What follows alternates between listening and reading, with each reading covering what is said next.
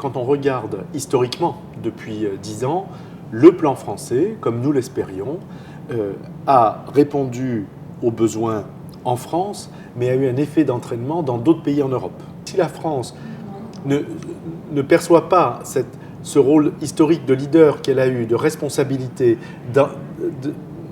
force d'entraînement qu'elle a eu vis-à-vis des autres, et qu'aujourd'hui elle marque le pas et qu'elle n'adopte pas de troisième plan, on va continuer à régresser, ce qui est déjà le cas là depuis 2 ans, et on risque de voir le même effet dans d'autres pays. Donc on va déconstruire ce qu'on a commencé à construire, alors que le tissu ne commence qu'à apparaître au bout de 10 ans d'efforts. Très important pour toutes les organisations de la plateforme Maladies Rares, les 6 organisations de la plateforme Maladies Rares, que soient lancés dès maintenant des groupes de travail pour une co-construction d'un plan national interministériel des maladies rares. Pourquoi cette co-construction ? D'abord parce qu'on a montré, notamment dans le cadre de l'élaboration du premier plan, que tous ensemble, dans le cadre de groupes de travail, nous étions force de proposition. Bien sûr, que ce soit les associations de malades, que ce soit les institutionnels, que ce soit les chercheurs, les cliniciens, que ce soit les industriels. Tous ensemble, nous sommes force de proposition. Ensuite, un plan interministériel avec le ministère de la Recherche, le ministère de la Santé, le ministère de l'Industrie.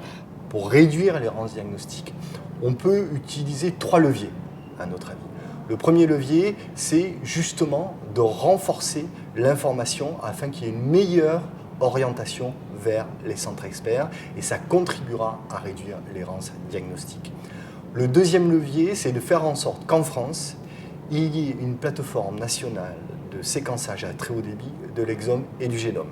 Là aussi, ça permettra de réduire l'errance diagnostique, mais ça permettra aussi de sortir des malades de l'impasse diagnostique dans laquelle ils sont. Et puis, le troisième levier, c'est de repenser la politique de dépistage pré- et post-natal en France, qui n'a pas bougé depuis 15 ans dans le domaine des maladies rares, afin, dans toutes les situations pertinentes, de favoriser le diagnostic et aussi de prendre en charge de manière plus précoce la maladie. Il faut savoir que l'information en France a été énormément développée au cours du premier plan maladies rares. Et cette action d'information, qui est extrêmement importante afin que les différents acteurs soient sensibilisés aux maladies rares et surtout trouvent une information de qualité et sachent à travers notre portail où et orienter les malades dans leur parcours de soins et dans leur parcours de vie, c'est quelque chose qui doit être pérennisé. En recherche, il nous faut des nouveaux traitements, il nous faut des nouveaux diagnostics. Il y a des choses qu'on ne peut pas faire encore qui vont être possibles grâce à la recherche à court terme en diagnostic. Et puis en traitement, il faut un traitement pour tous, il faut y arriver un jour. Et cela sera fait par l'alliance entre les industriels, les académiques, les associations pour prendre tout ce que l'on appelle des preuves de concept. C'est-à-dire que les universitaires trouvent des idées. Mais il faut que l'idée soit poussée plus loin.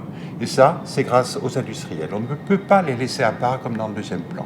Donc une des nouvelles frontières du troisième plan, c'est les nouveaux traitements. Ce n'est que dans le cadre d'un plan que l'on va pouvoir avoir une visibilité, donc des moyens dédiés pour faire avancer la cause des maladies rares, aussi bien en termes de recherche, en termes de soins, en termes de prise en charge tout au long du parcours de vie, en termes d'éducation.